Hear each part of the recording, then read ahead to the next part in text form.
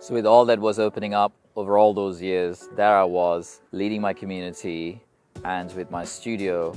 And it came a time when so much had happened and culminated with me and my relationship with the yoga world that it was just disheartening. I felt like it was time for me just to step away from the yoga world. And the reason I stepped away from the yoga world, and it was for some years, was because I was disheartened by the lack of collaboration and wanting to work together and join forces. Frankly, the word yoga means union or to unite, but that was the opposite of what was happening in the yoga world, in the business of yoga. It seems like anyone who's running a yoga business that I came across, or most people that I did, just didn't understand collaboration. It just baffled me. There was all sorts of things being said in the back, and maybe that's part of the journey. I had enough at that time, and I decided to just put all my energy and focus into my studio and my community. And fast forward some years later, here I am standing in Clapham Common, where it kind of all began and where the studio was. I'm more determined now than ever to come back into the yoga world and bring a new message, which is it's time to unite, and it's time to work together, and it's time as yoga teachers to practice what yoga means. The word yoga is to unite.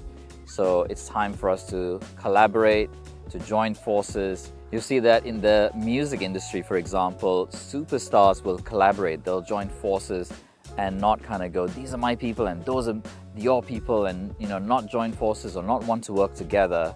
And what they get is 10, 100, 1,000 times the results that they could possibly get. But in the yoga world, I think we're quite behind and we haven't quite cottoned on to that. And we're in a time right now where large corporations, huge, big name corporations are in on the yoga game.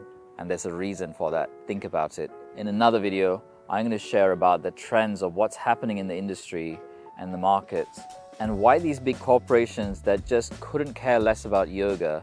Back in the day when I first turned up here in Clapham and I was teaching yoga, I was the yoga weirdo.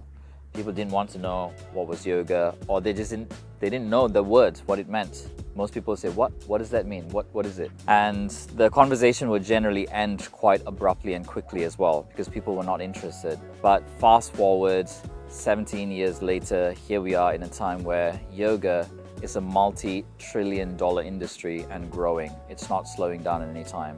It's time for us to unite. It's time for us to work together, because either way, there's other people coming in and taking over. And if it's not yoga teachers, then yoga is slipping out of our hands.